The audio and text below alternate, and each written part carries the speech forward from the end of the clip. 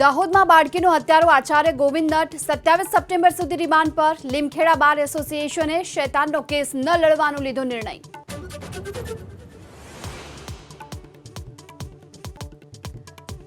જૂનાગઢ જિલ્લા જેલમાં બળાત્કારના આરોપી સાગર મુંદવાની આત્મહત્યાનો પ્રયાસ. સારવાર માટે ખસેડાયો હોસ્પિટલ.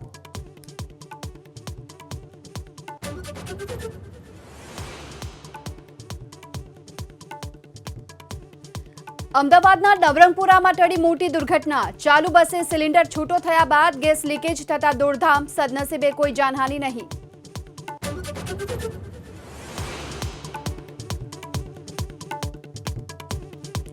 સરદાર સરોવર ડેમ છલોછલ થવામાં માત્ર 66 સેન્ટીમીટર દૂર. ડેમની જળ સપાટી સિઝનમાં પ્રથમવાર પહોંચી 138.2 મીટર પર. કાંઠાના 42 ગામોને કરાયા એલર્ટ.